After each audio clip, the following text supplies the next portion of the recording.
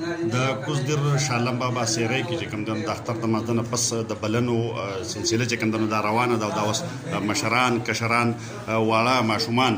ټول چې نو دا په بلنو د ناستي او چې په کوم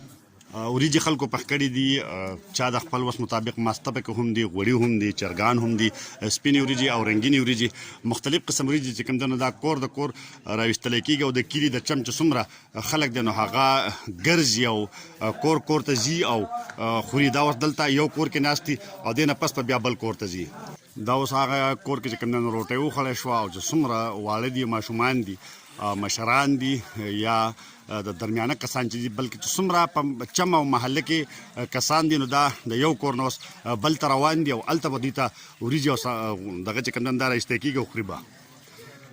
دا اوس د یو بل کور نه چې کوم دی نو وریجې راویستې شوې په څه کسان ورته په ځمکه ناست دي او څه چې کوم دی نو په کټونو کې ناست دي وریجې خوري او د دې ځای نه بعد دا سلسله دغه شانته په وړاندې باندې روانه او بل کور ته به ځي مخکې به هم تاسو ته مونږ ښایو چې یاره دلته کې د بلنو طریقه چې کوم ده څومره وخت نه را روانه ده او دغه شانتې چلیږي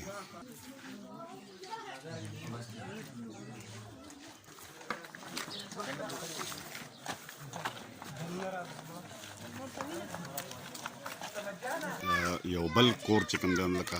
یو کور نه بلکې دوه درې کورونه په ایل دي هغې مشترکه ځای جوړ کړی دی کټونه یې ښودي دي او چې څومره ماشومان هلکان او سپین مشران دي هغوی چې کوم دی نو راځي او دلته کې د خوراک دغه سلسله چې کوم ده نو دا جاري او ساري ده دا د دغه مشرانو او کشرانو یو جمیع غفیر تاسو ګورئ ماشاءالله الله دې د نظره نه کړي چې دا را روان دي او دغه خپل مقام ته یو بل ځای ته چې کوم دی نو راځي او دلته به خوراک کوي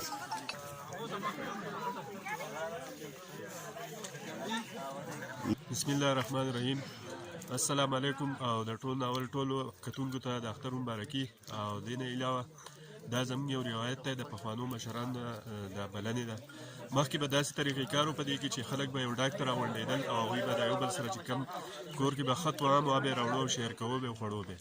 نو بیا چې څنګه آبادۍ ریشو زیاته شوه او خلک سیوا شو نو د هغې نه بعد بیا خلک کورونو ته د یو بل کره راځي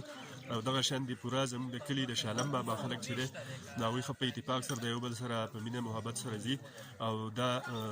دغه د یو بل سره دا ایونټ اټینډ کوي دا یو ښه ټرینډ دی او د دې سره اخوت مینه محبت سیوا کېږي او دا زموږ د مشرانو یو روایت دی موږ کوشش کوو چې دا مینټین وساتو او نورو خلکو ته هم وایي چې یاره د دې په دغه سره خپل تعلق د یو بل سره مینه محبت سیوا ساتي او د یو بل سره ورورولي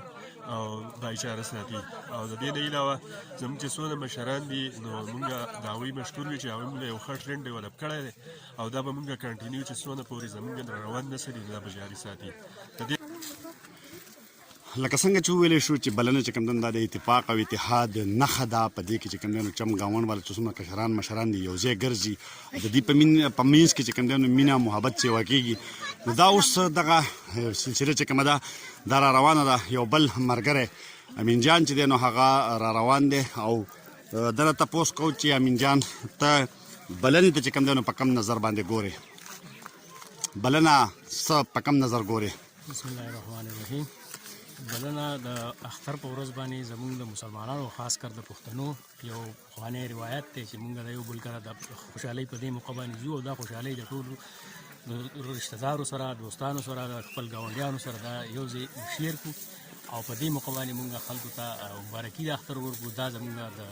هغې نه اظهار کېږي چې یاره موږ پښتانه خاص کر د دې خوشحالۍ په موقع باندې د یو بل سره دا همدردۍ په بنیاد باندې دغه کوو دا وګوره چې دلته کې چې کوم دی نو یو بل کور ته موږ راغلي یو راغلي دي خلک او دا وریجې خوري او دغه شان دا سلسله چې کوم دا روانه ده او دا دوه درې څلور کوره چې کوم نور پاتې دي او چې هلته لاړ شو نو بیا به دا سلسله د بلنو دا به ختمېږي او د هغې نه پس به هر سړی خپل خپل کور ته ځي